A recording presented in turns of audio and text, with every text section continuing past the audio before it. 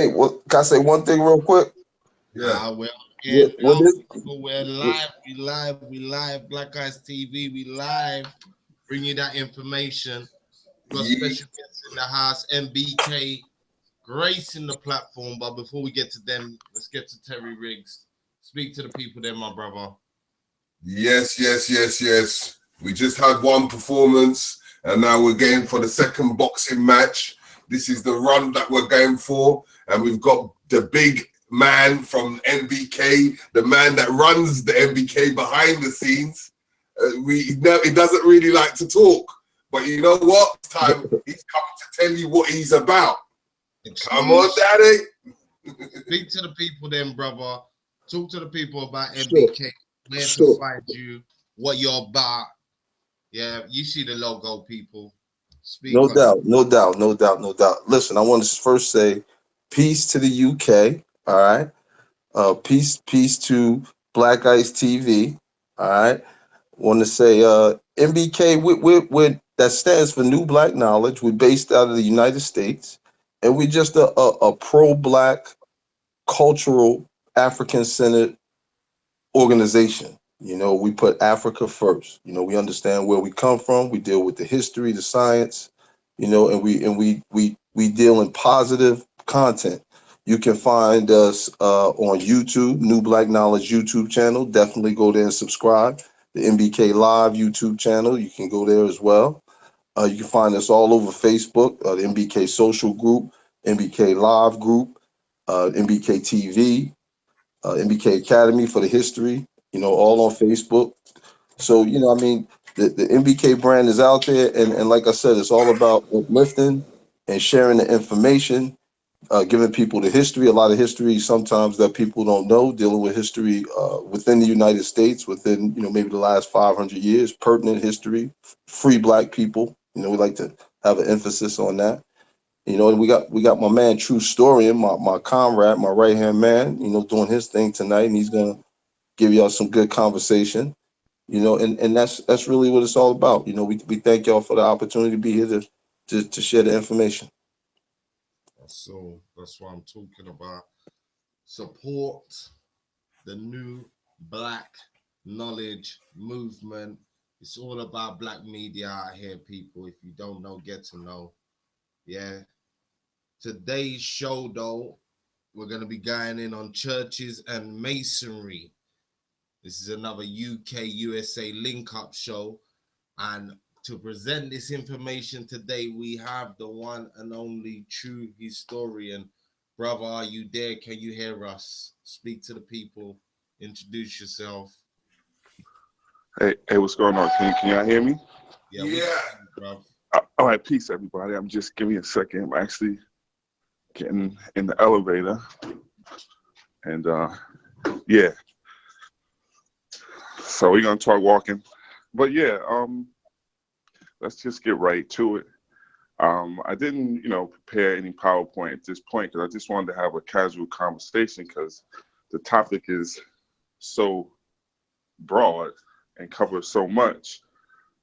So we could just begin and just give an overview and just see what aspect we might want to build on and just see where the conversation takes us.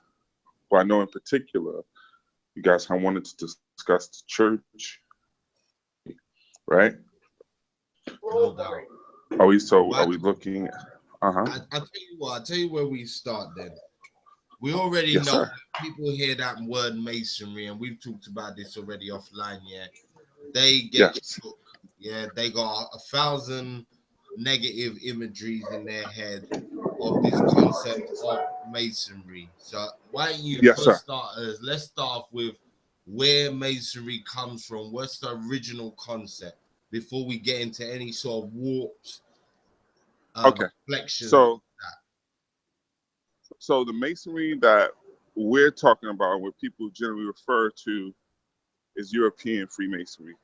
And I want to be particular because there are fraternal orders that are throughout many societies, and they have similar functions. So prior to us having contact and engaging with this European Freemasonry that we know, in West Africa, we have orders of the same fraternity type, which means they provide similar functions to the greater society. Many of them are secret societies, um, and many of them deal with similar aspects as far as their relation to the culture, like I said. So, and for instance, in West Africa, you have Poro, Poro societies, and you have Sandy, Sande societies. And within those, and another society within West Africa that actually was ported or brung to the Americas through our experience in the transatlantic slave trade is the Ekpe Society, EKPE Society, and you can find that in the Americas, in particular Cuba. So those orders serve the similar functions to the community that Freemasonry at its core was supposed to do. So the Freemasonry that we're talking about in particular is this European system of Freemasonry in particular starts among us.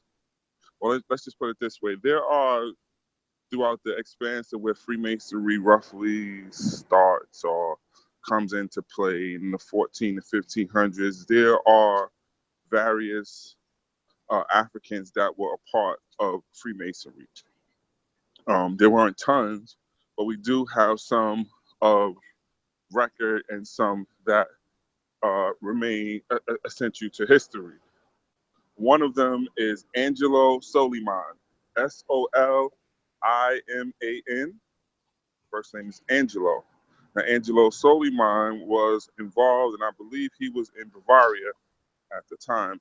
His contribution to Freemasonry, he was West African who was enslaved and brought to Europe. His contribution to Freemasonry is at the time, Freemasonry was just a bit of a social gathering for certain men, a beer drinking type of gathering.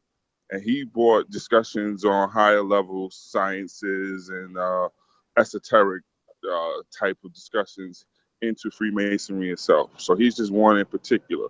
But going further down the line, the Freemasonry that we know of in particular is Prince Hall Masonry, which is considered Black Masonry, is started within America in Boston. And Prince Hall, at the time, this is 1775, is him and 14 other men are made Freemasons in Boston. At the time, all of these men happen to be Black men. This is another question that we happen to be putting is they're Black men, but they're also free Black men. So one of the things we should begin to question is how in the hell, before was America established, you have free Black men walking around the United States when predominantly we were told that everybody who was Black was a slave in America. So with that said, they were made Freemasons.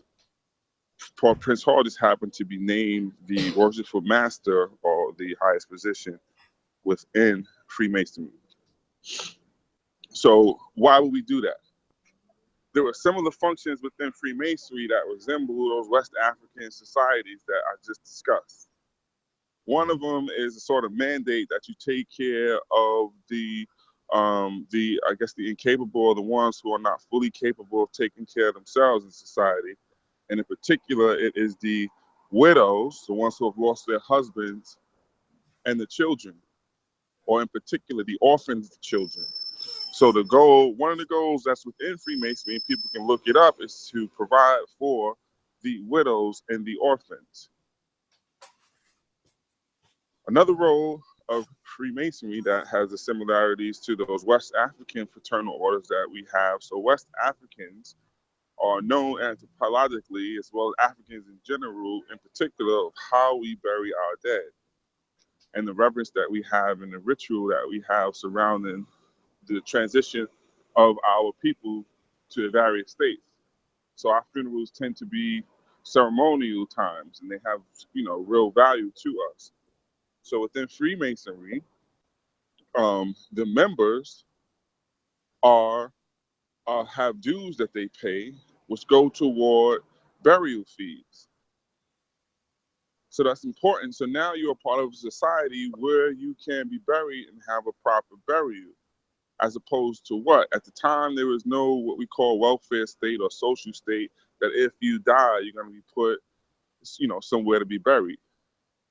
You might be thrown somewhere rotting and dying somewhere. But this provided eventually for them to gain space to buy um, land to make a graveyard for their members, as well as do other things. So these are the things that some of the things that they used Freemasonry for. Why did they do it? Because in order to collect fees for things, you have to be a registered organization of the state. That's just the way it goes. Yes, you can make an independent society, of course, but in order to say, okay, we're going to collect fees and we as an organization are going to go buy a plot of land or conduct business, you have to be registered. Through Freemasonry, it provided a conduit where you could be a part of an organization in order to, get those particular tasks done. So and what that also leads to is these men now are basically providing or setting the foundation for free Black people within New England in particular. And so the Black people of Boston were struggling. Obviously, this is 1774 and 75, and so we're in the midst of these are some of the numbers when the most Africans are being imported. What they do is start to petition the Massachusetts Assembly for to free the slaves. This is led by Prince Hall and these men. So they write petitions to free them. Obviously, it ain't going nowhere, but they start to gain a little bit more rights. Not necessarily all of Africans were being freed. The other thing, which is of importance, that most people do not know, is that Prince Hall was actually one of the first Black people to start the Black to Africa movement. So Prince Hall, once again, leads these other people in a petition.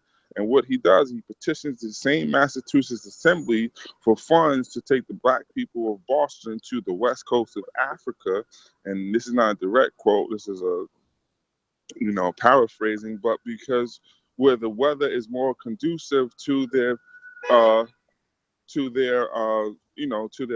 health, and they will have a chance to be free. This is Prince Hall. This is 1774, and this is roughly, 100 and some odd years before we hear of a Marcus Garvey starting a Back to Africa movement. This is actually before the establishment of America as a country, because America is not established until 1776. So before that took place, you have a Black man who happens to be named Prince Hall and a Freemason who is petitioning to take his people back to Africa, where they can be free. What he also does is he starts the school to educate the Black children, in particular in the New England area, because they weren't allowed to go to the schools as whites. So in the schools, what they did, they mandated and set up programs where the school would teach you a basic education as well as have a trade. This is all, once again, in the 1770s, and at the most, America is 2 years old. This is what he's doing and those men are doing. So the connection, why did they take this European system and do this? Like I said, it would be yes, they were Christian. Let's just get that out there, yes. But it would be very difficult to take African forms and establish them at this point. So they couldn't make the Voodoo society, or they couldn't recreate the Poro, Sanday, or Ekpe societies within America.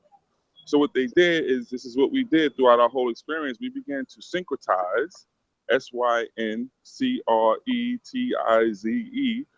these Africanisms. Those are two words people should look up: syncretism and Africanism. And so we took our Africanisms, like the way that we build community, the way that we take care of the orphans and the widows, the way that we bury our dead, and we looked at European systems that were available to, or that we could somehow have access to achieve those same goals.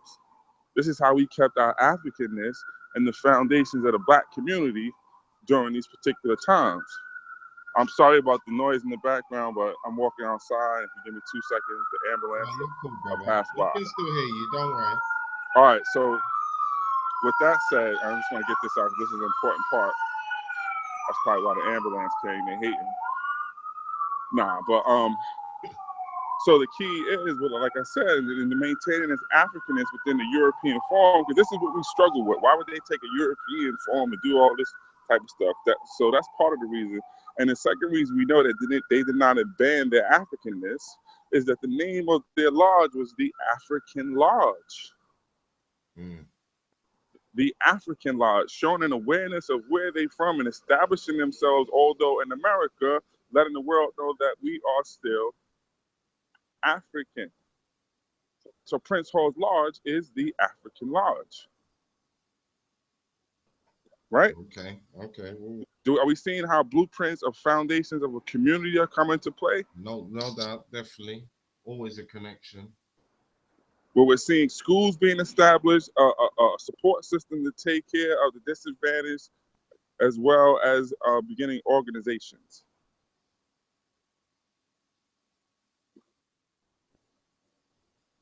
Right? Hello? Yeah, Y'all still with me? we can hear you. Okay.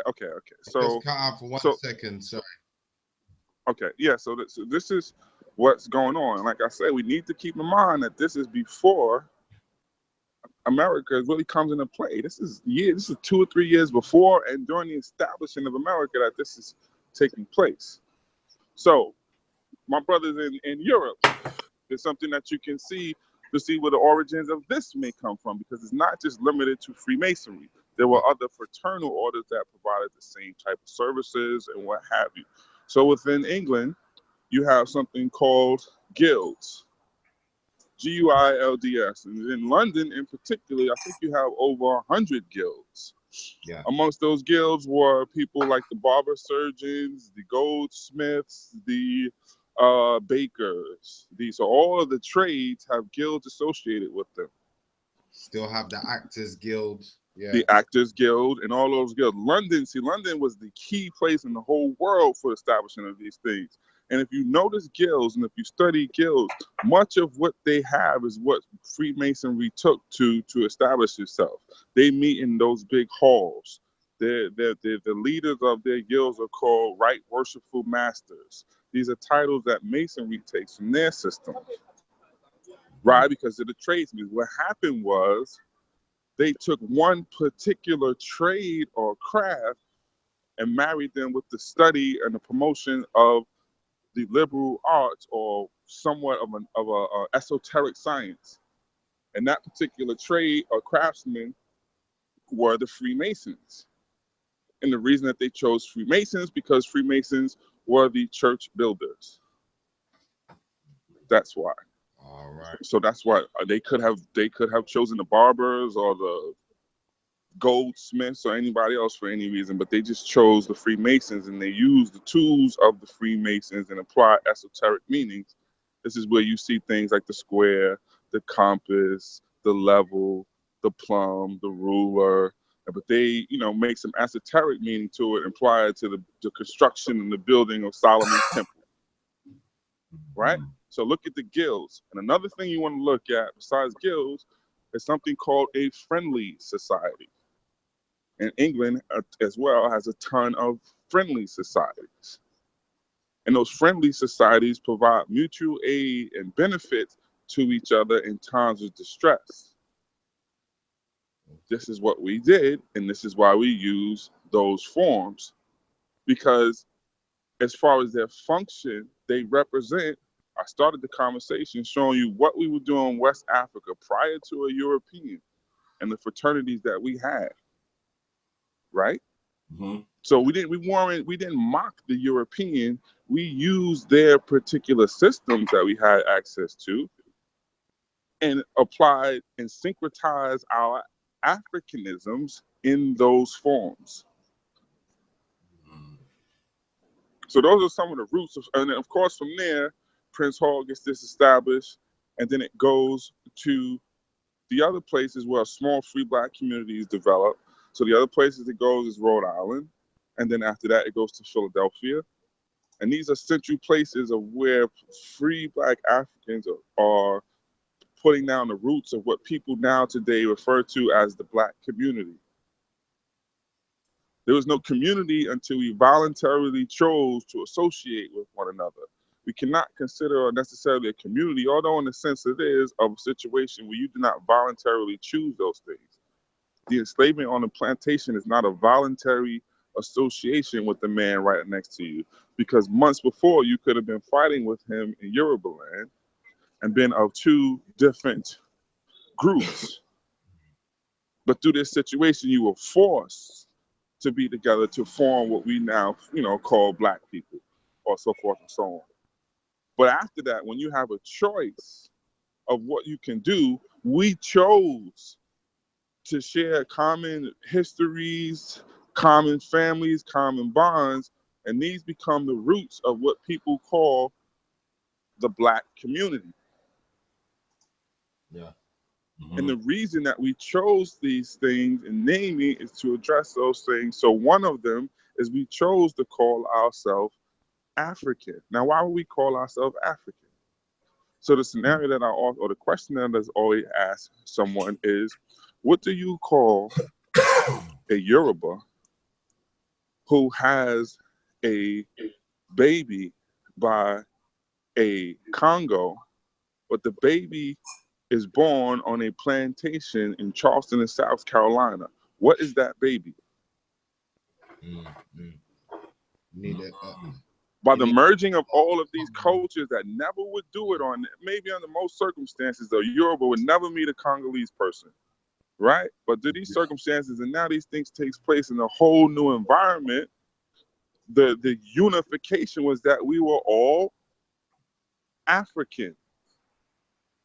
So we chose to name ourselves. We had the chance to name our organizations and ourselves. What did Prince Hall choose? African Lodge. What was the first church that we have? African Methodist Episcopal. We have an awareness of who we are. They didn't name us that. We chose that, and we chose that through the scenarios that I just described.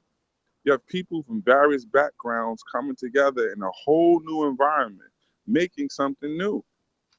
And so they're an amalgamation of all that's on the continent in us. Mm-hmm. And so those become the roots of Freemasonry and how we begin to use that. And then, at the same time, but a couple years later, you have the roots and the foundations of what becomes the Black church in America. But it is key to remember that before the existence of this first independent Black church in America, we create societies that resemble those friendly societies that I just mentioned. Uh-huh. And those societies are called mutual aid and benefit societies. And the first one that we have is something called the Free African Society. You can look this up. Free African Society. It is created in Philadelphia, Pennsylvania. And we chose that particular thing because what did we do? We collected fees to take care of members who were in distress. And those fees also went to a fund for burial. See how we used it once again? This is before the church.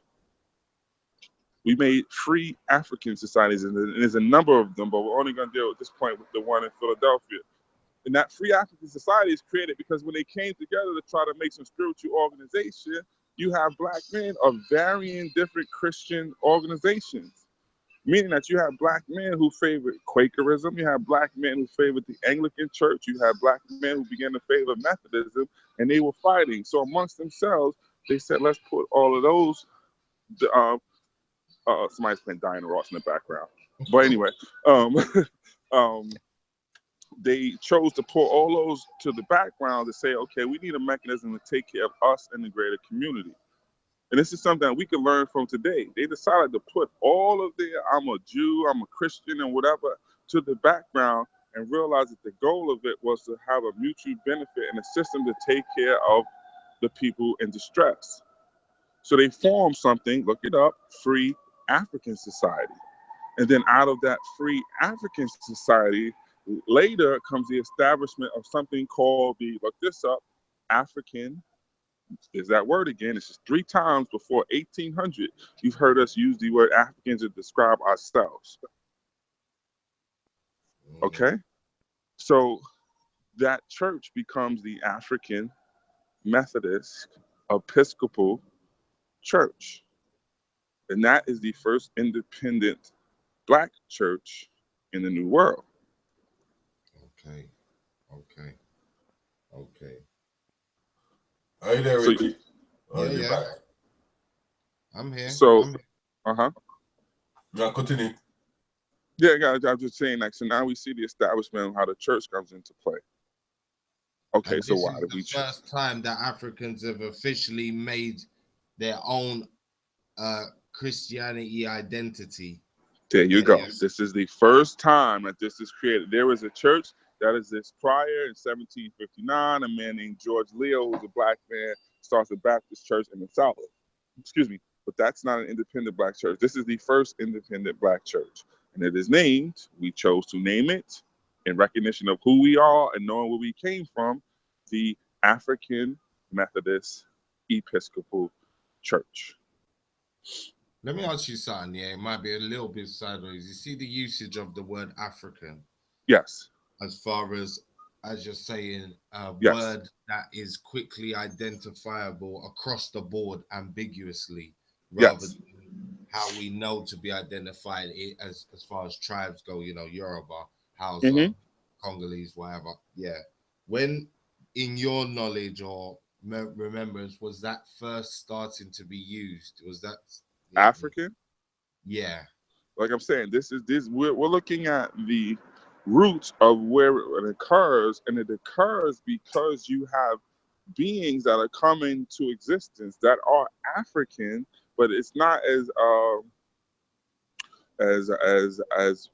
don't want to say pure because that's not the right word, but it ain't a Congo having a baby with another Congo in Congo. Right? There are different dynamics that are being created. There's a Yoruba having a baby by a person from Benin, but the baby is being born in Spanish Town in Jamaica.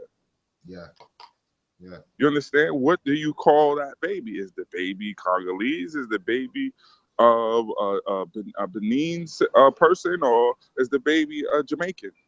Yeah, yeah, yeah, You see, and this is beginning to happen, but we're still aware of our Africanness because, like I tell you, this is in the midst where this is when the most Africans are being brought here. So we're always getting replenished with new Africans to remind us of our Africanness, right? So this is how our culture begins to, we keep it because, you know, when we slip, guess what? There's a whole bunch of Africans come in who speak the language, who are fresh with the customs, who still eating certain foods, who still have the drum patterns, who are reinvigorating the Anansi stories or the Brer Rabbit stories. This has happened boat after boat after boat.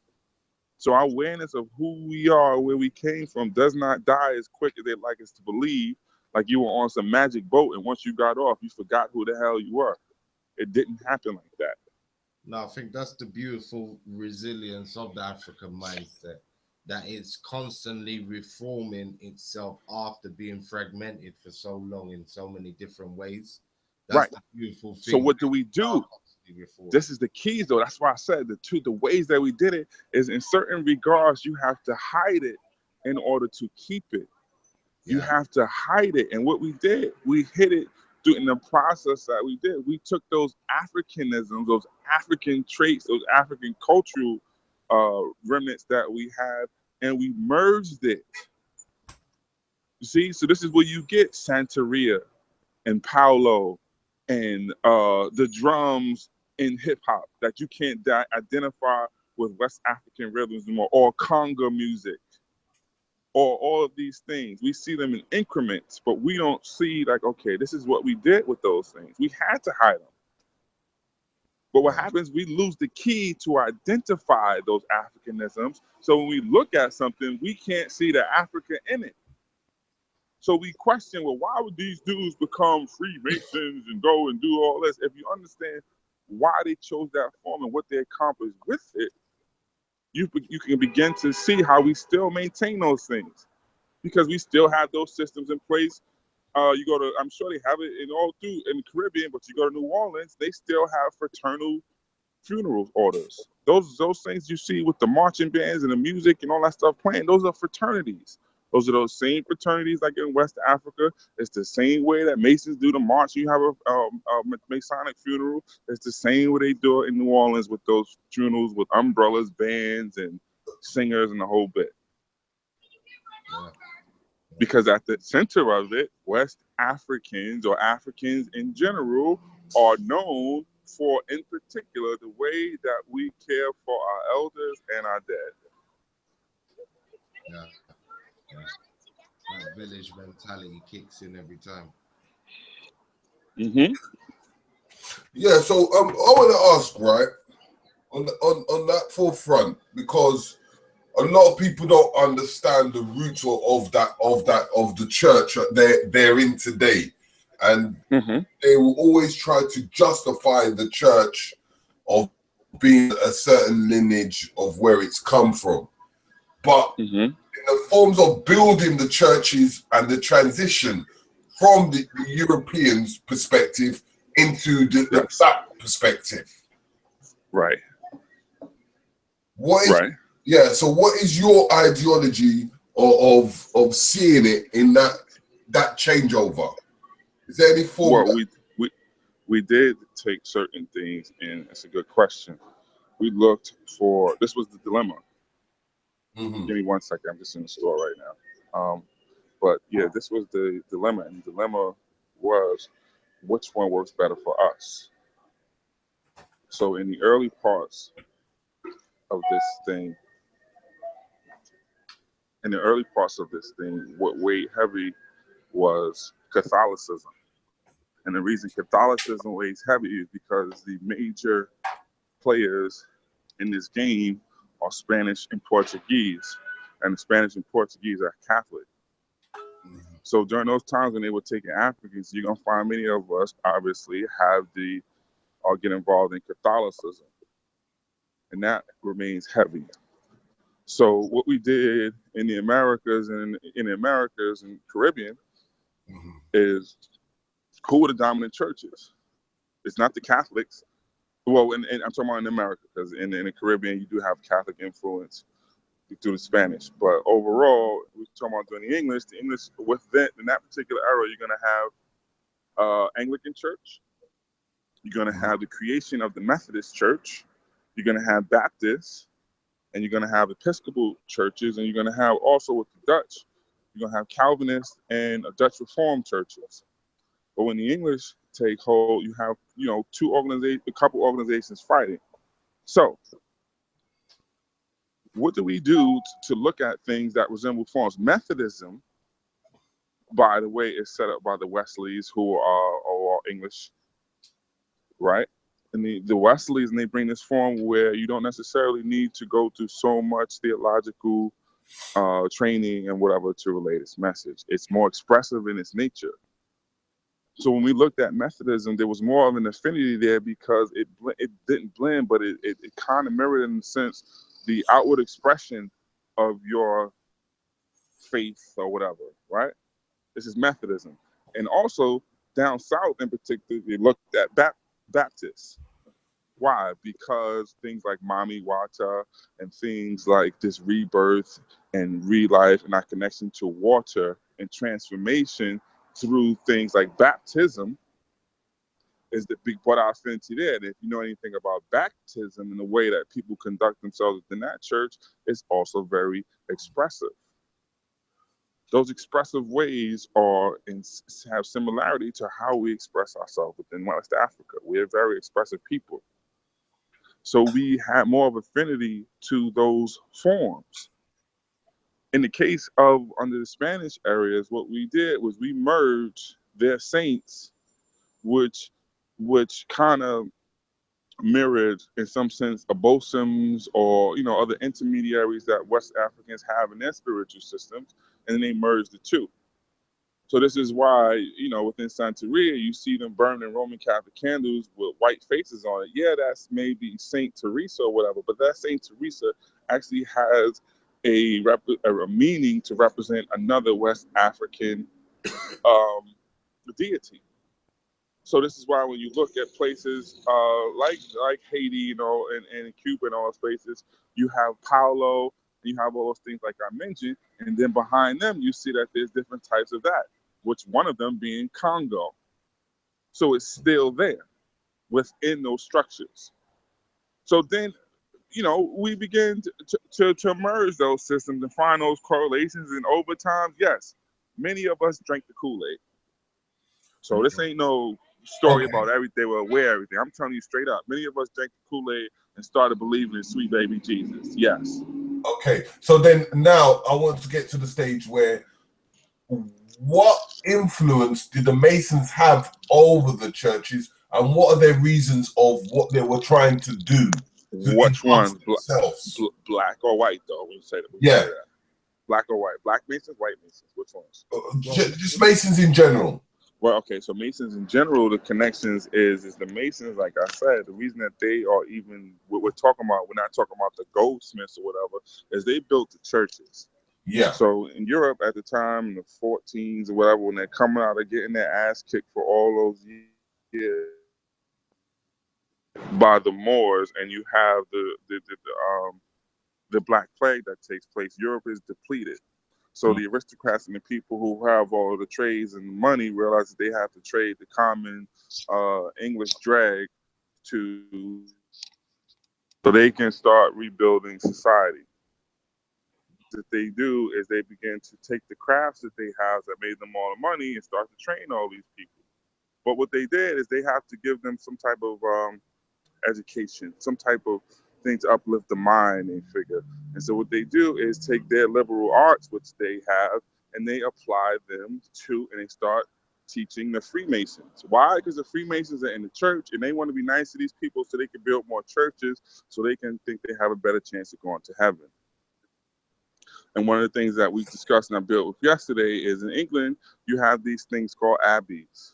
Now, abbeys are created because when they were going to fight things like the Crusades and all these wars, they still had the risk, of, even though they were great fighters, of going to hell.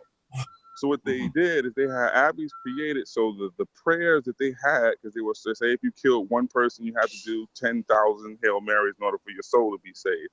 The abbeys were created to house more monks so they could pray for you. So when you went out and killed more people, you could split up the number of prayers amongst the monks in there. So now if you got 50 monks sitting around, all their job is to pray for your ass, you know that you're okay to go out and slaughter all the people that you're slaughtering. One of those abbeys in particular that we know of is Westminster Abbey. Mm-hmm. So that's that. So those two, they merge in that fashion only because the Masons were the church builders. So when you look at the tools of the Freemasons, they're tools of building construction outside of the square and the square and the compass. But you have things like the tool of the master Mason is a trowel. That is the tool, and the trowel is used to spread concrete. And the secret of the Freemason was the ingredients of the concrete, because that was their trade. There was no trademark at the time, so you have to keep your trade secrets quiet in order for you to maintain a monopoly on the business.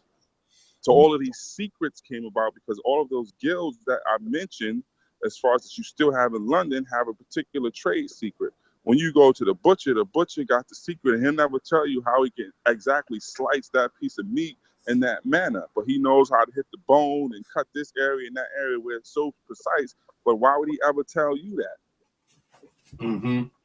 You see? That's why secrets are important. Okay. And the reason, okay, hold on. This is what I want to get out. The reason that we use things like Freemasonry is because you have to keep secrets. Now, in the midst of you starting to start rebellion and run away, why would you want a bunch of niggas that's gonna run their mouth? Mm-hmm. If we trying to plot and plan to rebel or to run away or to do whatever we can for our freedom, why would you want loose lips? Yeah. You see? You see, understand why secrecy is important? Can you imagine if Harry tell me, hold a whole bunch of Negroes that just ran their mouth all day? Yo, you know me and Harry about to bounce tonight, y'all. We up out of here. You see? Yeah. And if you don't believe me, here's a live example. Look what happened to Denmark Vesey. His whole shit is ruined because the nigga went and ran his fucking mouth. Exactly. When we open our mouth, it becomes the general public. Right. So why would you not want a group of people real tight where you know if you're going to tell your secrets and how shit is going to happen that you know that they will not run their mouth? Mm-hmm.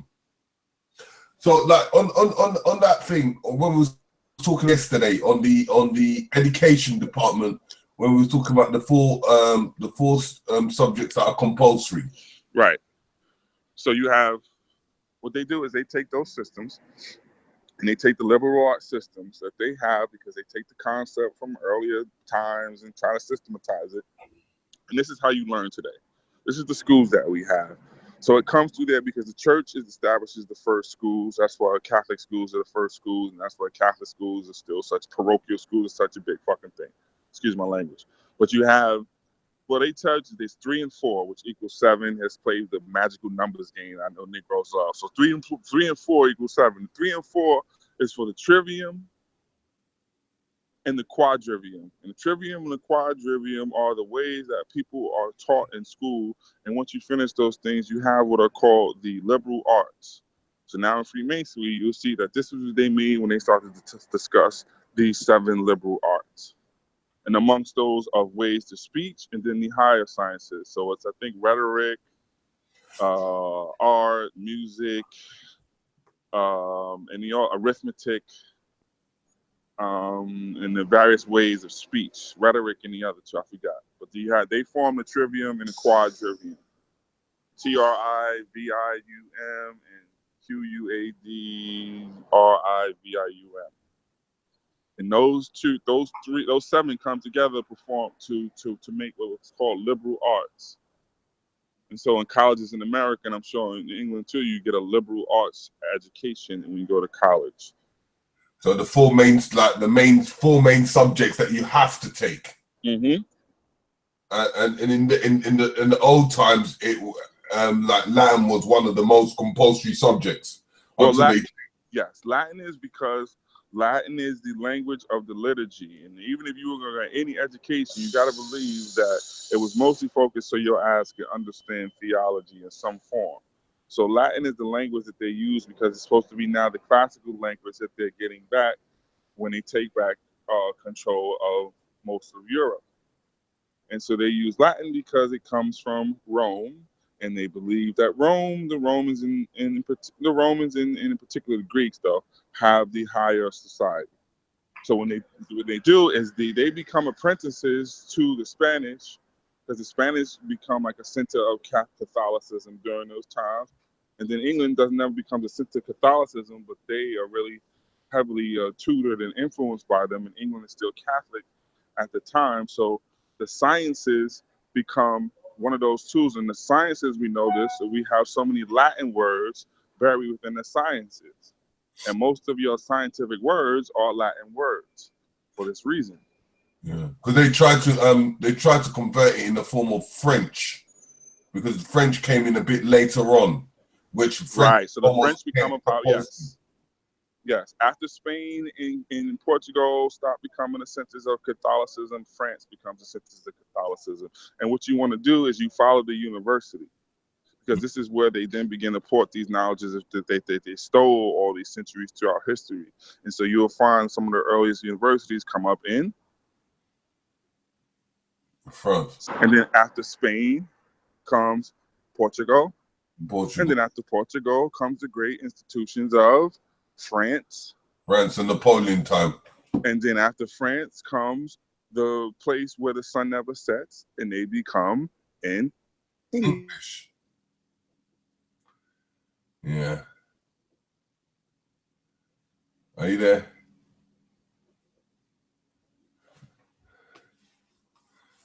Danny? Hello? Yeah, I'm sorry. Yeah, no problem. Yeah. Yeah, So yeah, so it turned into English because what we're trying to do is once we can analyze that now on the same pathway, because what I seem to see now is that for me to connect the two together, I see a form of trade. When It's you all see about trade. masonry and you see churches, It's all about trade. and what was their ideology into going into trade? What was their business in trade? Okay, so all of those people, now you're coming out of the medieval period, and this comes out of the medieval period where all these people lock down trades. So these trades start to come up, and they want to lock it down within their towns, right? And so what they do is they form these organizations, and some of them are the earliest ones in England and Europe are actually the people who have wool. So they want to lock down wool, and they have ways of making wool, and you have to go through a process. And that process is first you become an apprentice for 3 years, and then you become a journeyman for 3 years. 5 years. And then after that, your 7th year, you become a master. Now, if you know anything about unions or trades, apprentices to this day, for the most part, have to study for 3 years. Mm-hmm. And then they will become a journeyman where you can go to other sites and use your trade and your skill. But it's not until you become a master that you're able to, say, like in construction, to run your own construction site. So those things are still in play here within our union systems, right? And these are those trades that we're talking about. And the 3, 5, and 7 that I talk about are also magical, mystical numbers within Masonry as well, blah, blah, blah. The 3, 5, and 7 is in that for those reasons. And those are the same ways that they treated the indentured servant during England, indenturing their people. So those people who were coming here were apprentices for a certain amount of years, then became journeymen, and then became masters, right? Mm-hmm. But in order for you to become a master in medieval times, you would have to go to a board of other masters and present something called a masterpiece. Yeah. That's where the word masterpiece comes from. This is what your presentation was, which means that you had to add something new to the field. So if you were a Freemason dealing with this, you had to add a new secret to the mortar or a new construction technique or whatever it is, and then you become a master, right? And so when you get in America, I'm pretty sure it's in England because we got it from y'all, you have your educational systems, and after you get your bachelor's degree, you go and get your master's degree. And when you present something, you're peer reviewed. There you go. So you're still doing the same presentation in order to be awarded this. Now, how do we know this and how can we see this? Let's open it up. When you are in your graduation now, you are in the midst of a medieval ceremony. And I'm going to show you how Freemasonry was the ones that they chose and it's still there, right? When you're there, what is on your head? You have a graduation cap, right? Yep. A graduation cap that's square, right? Yep. You know what the name of that graduation cap is called? Nope. It's called a mortar board. Do you know what they put on mortar boards? No. They put on materials that they want to mix up. Do you know what tool that you use to mix that material up? Yeah, like it's a flat board that they hold upside down. Yes, they do. Oh, what tool do you use? They use a what? The trowel. Okay, what did I tell you was the tool of the Master Mason? The trowel. The trowel. Do you see the connection? Mm-hmm. You're graduating with a mortar board on your head, and you get that tool of a Master Mason. So now you can be in it, and you can mix your shit up. So now you become a part of the trade. What's funny is my father's a bricklayer, innit? Uh-huh. Oh, these are the tools, innit? The same building tools that you're talking. Yeah. And when you do the course, some of the certificates, again, carry the same Freemason sign on it. Yep. Yeah. So now you're in graduation, and you're like, wait a minute. Yeah, that's what's on your head. That's why it's flat like that and don't look like any other hat. Because it's the resemblance of a mortar board. Because you are part of a medieval ceremony dealing with the trades, like the brother mentioned just a few seconds ago. Now you're graduating, you're a master, and this is what they wore. Yeah, and then they throw it up in the air. They throw it up in the air. You see that? So now you got your board, and I'm showing you where your tool is. It's when you become a master mason, and they stick a trowel in your hand, and they tell you that it is to spread brotherly love. What it really is to spread the mortar that's sitting on top of your board, so that your physical temple is supposed to be yourself, right? Is built and it can stand firm, because masons were known for building structures that's supposed to last to all these, years or whatever. In the esoteric sense, that's supposed to be the building or the construction of your spiritual temple. Mm. Yeah. You see? So that's the emergence right there, because you took the school and you took Freemasonry and you merged education through the 7 liberal arts, and you merged cultural representations through the ceremony. Because most of your institutions were what? Catholic institutions. Right? Yeah. Because like I've always had this thing where, when the French rebelled against the Knight Templars. Mm-hmm. Now, Masonry Freemason came years later. Yes, Freemasonries are there because Masons are always there. Yeah. Don't think of it like so fraternal. Think about it as actual craft guilds. That's why they call Masonry. Another name for Masonry is called the craft. Mm-hmm. Because they're craft guilds. Uh-huh. So they took that when they did that, that massacre kill of Knight Templars. Did they? Uh-huh. Go ahead. Did they keep the Catholic Church still keep the skill set? Yes, those skill sets are there. Those Catholic churches are always there. The Knights Templar and their type of history, although some of it is conflated and just fantastical and not real, but they are there, and they pop up again with Prince Henry. And Prince Henry takes the remnants of the Knights Templars, and they become a Catholic order called the Order of Christ. And that becomes important because when Prince Henry's people from the Portuguese first come to Africa in 1415, guess who he sends? The Order of Christ. And when you go to the Congo region later, guess who they send? The Order of Christ. And those people are the remnants of your Knights Templars. Okay. Oh, so well, the Knights Templars. So if you look up Order of Christ, you see the history. And then you put Order of Christ Congo, you see how they went to Congo. And then if you really want to have fun, you'll Google Congolese Order of Christ, and you realize that in the 1500s, the Congolese in the Congo had their own Order of Christ. So so you see, on the time of Napoleon, because that when we go, not Leopold, sorry, right, and him chopping the hands, but we know that king, even though he was setting the orders, right, he wasn't the one doing the direct actions. No, he had other people raising the actions. The first people Leopold sent is the same setup. Is the missionaries are first to come. So he sends his missionaries. I forget the name of the order at the time, but he sends his missionaries to do the groundwork, and then the muscle come in behind that. Yeah. So what I'm trying to get at is these missionaries. Now, every time they go into an African country, they send a missionary. Yes. Would you say that these missionaries were based on Masonry? Yes and no.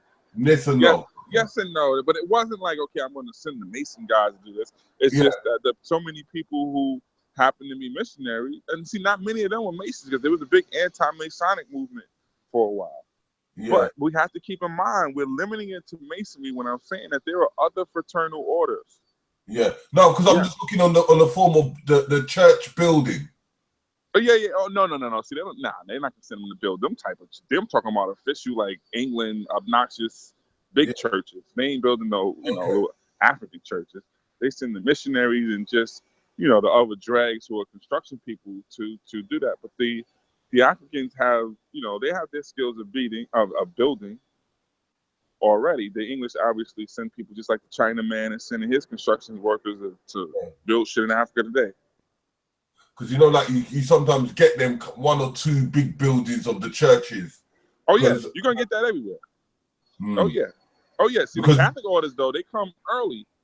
Yes, I agree with you. They're still there when Leopold sends those people, but it's not like, okay, let's send Lodge number 13 over there to do that. No. Yeah, some of those men are absolutely in fraternal orders and Freemasonry and all that other shit. Yep. Because what I'm trying to get to now is that, because we kind of understood the trade routes, is that, you know, like in today's age, you get most of them doing charity work. Yes. Because the thing is the street thing. At first, I want to try to disarm you, so I'm not gonna put the gun to your head right away. I'm gonna try to see where you at. I might just talk you out your money. You know, you might be scary enough to just be talked out of your chain or your money or anything else. Well, I ain't gotta put the muscle to you. But you see, when I loosen you up and I realize that, hey, I might need a little force, then I'm just gonna lift up my shirt and just show you the butt of the gun is there. Because remember, they're not going in just shooting recklessly and killing everybody yet. But they let you know, like, look, behind me, this is what America does. You Americans think they can go to anywhere, any country, you know, damn well, they won't touch me in the favela in Brazil because they know that this whole country will be blown up. This is the obnoxiousness of an American, right? Because he thinks in his mind he got all the nuclear bombs and all that other garbage that we got. They got his back, right? And so, you know, one little girl from England go on vacation and she come up missing and wherever, Brazil somewhere, it's a fucking national crisis. Right? Because they scared that Britain ain't gonna come with the motherfucking guns and night. Same thing. So, you know, Leopold comes there and, you know, Africans are aware of the world. They're aware of what Italy is trying to do to Ethiopia. You know, they're aware that Britain is trying to stake its arms all through North Africa. You know, they're aware that they have a conference to literally slice up Africa, and Belgium is mad because they don't get a piece. And this is why Leopold does what he does. Because Belgium wants their peace. Yeah. Because everybody else sat around and said, okay, you're going to take this, Britain, and Germany, you're going to take this part, and France, you're going to take this, and, you know, hey, the Dutch, you guys can still stick around and take this. And this is what they did at that conference. And Belgium is like, hell no, I want mine. Yeah. And so they go in there and do what they do. But they first, all of them send the missionaries. They don't send the military first. No. It's like today's Secret Service. Yeah, because if I can control you and control your God and somehow swindle you out of your God, who becomes your new God? Me. And this is what they do. Because they then tell you all your stuff that you're doing is what? Pagan, is heathen, is backwards, is devil worshiping. Huh? All of your stuff is all of these things, but these people who believe in immaculate conceptions and all the other fantastical stuff that they have is the right thing. And they tell you this, and they say, hey, well, look, you guys are starving over here, we can do this. Oh, we have technology, which they did advance in more than us, which is, you know, our issue right now. And so they come and say, oh, you guys need water? Well, if you want to drink this water, I'm going to go ahead and, you know, I can build a drill a hole right here and do all this. You see, you slowly start to do what? Bread and roses. Yeah. And then you're providing the bread for these people, and hey, brother, and you're helping them build fucking eco farms and all this other stuff. And you're secretly swindling them out of their land. The Chinese are not in Africa right now with military. They came and swindled them people and said, hey, let us get to the resources that you can't get to that's stuck in all of these areas. And we'll build you a road. And what they told most Africans is they'll build you hospitals and things of that nature on that road. But the road was so they can get to the materials. The Africans were giving up their right to the materials. for a road being built and a little hospital being thrown up. You think the Chinaman built a fake Apple store in 30 minutes. You get what I'm saying? You think building a fucking road and a hospital is something to Chinaman? It's a billion of them. Well, you see, the thing is, yeah, what you're describing is the age-old plan of winning the hearts and minds of the people in it. That's how it's usually described by the West when they Yes, sir. move in this way. You get me? And again, the hearts in relation to that religion, those missionaries replacing your God, your spirituality, your mind in resolve to That's a resource, much more, as you're saying, it's a much more easy and professional way of getting what you want. Nobody wants to pull a toast out all the time. Yeah.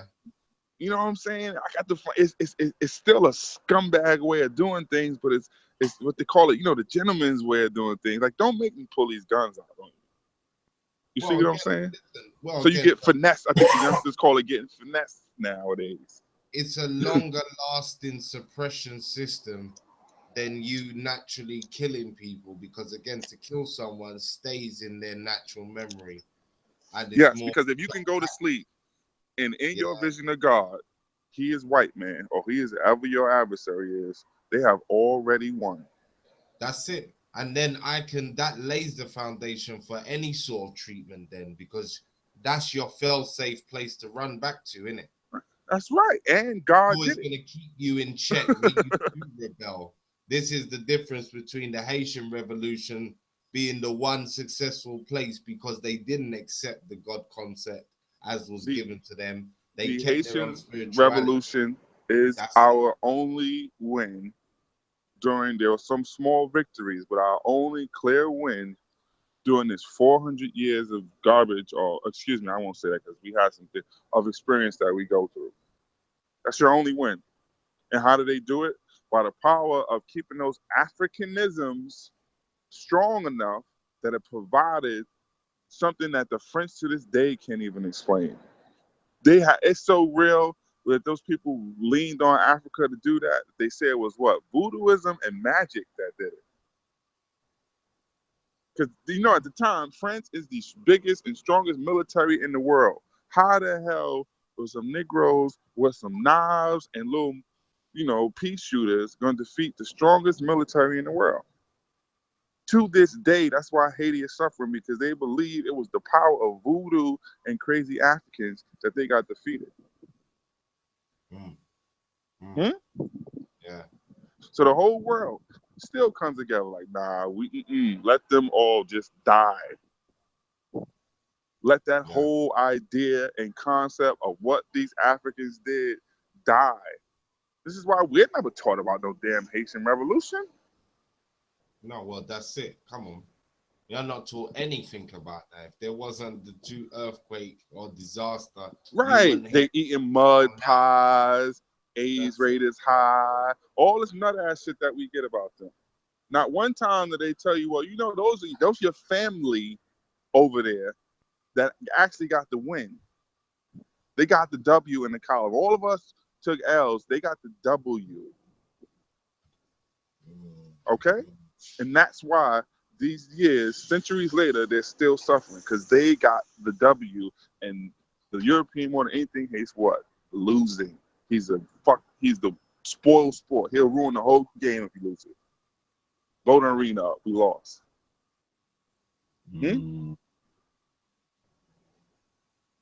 That's the European. I need to actually cut this show. I could pick this up another day. I gotta. Yeah, but we just wanted to give the introduction to the people out there anyway. Yeah, but I really appreciate y'all having me. We're gonna do more PowerPoints and more breakdown.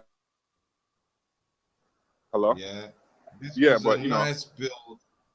I appreciate y'all having me. Glad that me, you, and the whole MBK family could touch base.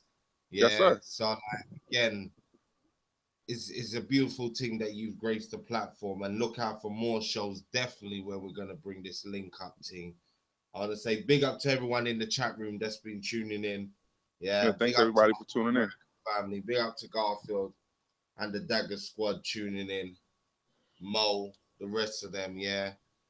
Trust me, MBK Nation in the place. Look out for them. You'll see the imagery to the messages to the videos. Yeah, same as Black Eyes TV. Look out for us. Subscribe. Earlier on, we had Shaka Mos on. Go back, watch the show. He was going in on his little university thing.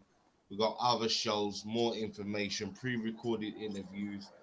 You know, we've even come over to your side on that side of the wall and done some bits. So Absolutely, look out for that absolutely, as man. well. We're gonna set that up for sure. Yeah, we're gonna keep this thing moving. And again, there will be forms of trade. So we'll be talking about products, books in future tense, And just let's events. just keep in mind, there's no separation That's between it. you and I. We came from the same place, and you may have gotten to England some other ways, but there's no separation. So both sides need to understand this. The Yep. African mind only deals in unification. Right. Yeah, that's all. This is Yeah. Thanks for having me, guys. I need to run real quick. definitely, Okay. Yeah, you can go now. big Peace, up, fam. brother. Big up, big up. All right, thanks. All right, Um, his story and grace in the platform. What you gonna say, Terry? Yeah, as I'll say today, once again, as I almost cut out there for a second, something strange has been happening.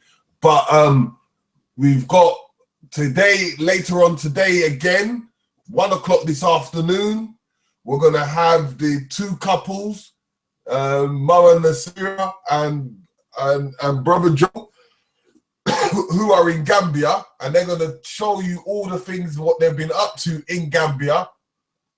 From the foods to the products to what they're up to do and how they're helping the people in Gambia. We're going to go live from Gambia at 1 o'clock UK time, which will be 9 o'clock in the morning US time. So please share all this stuff. Be black, stay black, always be black, and keep on buying black. Because you know what? It's all about unification. Linking the USA, UK link up and worldwide. Because this is the school of African thoughts. That's right. This is Peace. Yes. Yeah. Peace and Hey, peace. can I just say one thing? Hey, you could hear a lot of true historians work on the New Black Knowledge YouTube channel. The New Black Knowledge YouTube channel. True Story got about 20, 30 pieces there on all different types of history and different aspects of the culture. Support the movement, MBK. Thanks again to Black Ice TV, UK all day. Peace to the family that came to support. Everybody have a lovely night. Peace. That's all. Big up every time. This is another Black Eyes TV production. You know what it is. Tune in soon for more. Peace. This Have a good is night, people. our moves. Our moves.